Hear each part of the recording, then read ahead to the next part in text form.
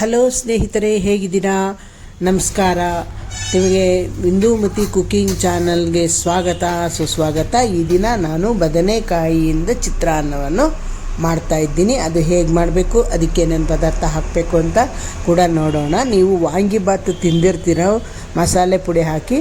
ನಾನು ಮಸಾಲೆ ಪುಡಿ ಹಾಕದಲ್ಲೇ ಚಿತ್ರಾನ್ನ ಥರ ಮಾಡಿದ್ದೀನಿ. ಅದನ್ನು ಹೇಗೆ ಮಾಡೋದು ಅಂತ ನೋಡೋಣ. ಈ ವಿಡಿಯೋನ ನೋಡೋದಕ್ಕಿಂತ ನನ್ನ ಚಾನಲ್ನ ಸಬ್ಸ್ಕ್ರೈಬ್ ಮಾಡ್ಕೊಳ್ಳಿ.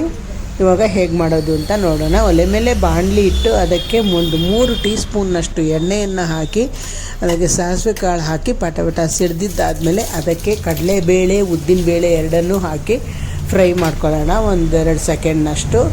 ನಂತರ ಹಸಿಮೆಣಸಿನ್ಕಾಯಿ ಮತ್ತು ಕರಿಬೇವಿನ ಸೊಪ್ಪನ್ನು ಕೂಡ ಹಾಕ್ತಾಯಿದ್ದೀನಿ. ಹಾಕ್ಬಿಟ್ಟು 1-2 ಸೆಕೆಂಡು ಅದನ್ನು ಕೂಡ ಫ್ರೈ ಮಾಡ್ಕೊಳ್ಳೋಣ.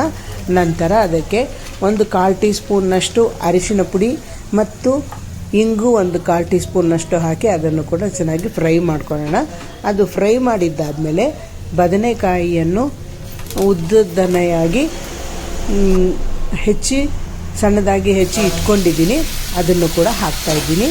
ಅದನ್ನು ಹಾಕಿ ಚೆನ್ನಾಗಿ ಕೈ ಆಡಿಸ್ಬಿಟ್ಟು ಅದು ಫ್ರೈ ಆಗಬೇಕು. ಅದು ಮೆತ್ತಗಾಗೋವರೆಗೂ ಬಿಡಬೇಕು.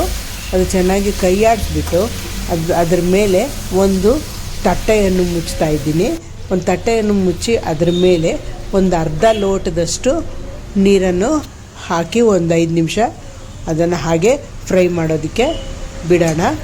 ನಂತರ ಇವಾಗ ಅದು ಬೆಂದಿದೆಯಾ ಅಂತ ನೋಡೋಣ. ಈಗ ಚೆನ್ನಾಗಿ ಮೆತ್ತಗೆ ಬೆಂದಿದೆ. ಈಗ ಇದಕ್ಕೆ ಒಂದು ಸ್ವಲ್ಪ ಉಪ್ಪನ್ನು ಹಾಕಿ ತಿರ್ಗಾ ಮಿಕ್ಸ್ ಮಾಡಿಕೊಂಡು ಚೆನ್ನಾಗಿ ಕೈ ಆಡಿಸ್ಬೇಕು. ನಂತರ ಕೈ ಆಡಿಸಿದ್ದಾದಮೇಲೆ ನಾನು ಅನ್ನ ಮಾಡಿ ಇಟ್ಕೊಂಡಿದ್ದೀನಿ.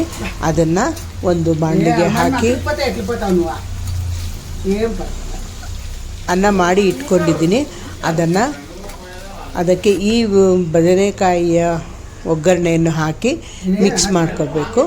ಇದಕ್ಕೆ ಇನ್ನೊಂದು ಸ್ವಲ್ಪ ಉಪ್ಪು ಹಾಕಬೇಕು. ನಾನು ಆಗಲೇ ಒಂದು ಸ್ವಲ್ಪ ಹಾಕಿದ್ದೆ. ಅದಕ್ಕೆ ಈಗ ರುಚಿಗೆ ತಕ್ಕಷ್ಟು ಉಪ್ಪನ್ನು ಹಾಕಿ ನಿಂಬೆಹಣ್ಣಿನ ರಸವನ್ನು 1 ನಿಂಬೆಹಣ್ಣಿನ ರಸ ಹಿಂಡಿ ಇಟ್ಕೊಂಡಿದ್ದೀನಿ. ಆ ರಸವನ್ನು ಕೂಡ ಹಾಕಿ ಚೆನ್ನಾಗಿ ಮಿಕ್ಸ್ ಮಾಡಬೇಕು. ಚೆನ್ನಾಗಿ ಕೈ ಆಡಿಸ್ಬೇಕು. ಚೆನ್ನಾಗಿ ಕೈ ಆಡಿಸಿದ್ರೆ ಬದನೆಕಾಯಿಯ ಚಿತ್ರಾನ್ನ ರೆಡಿ.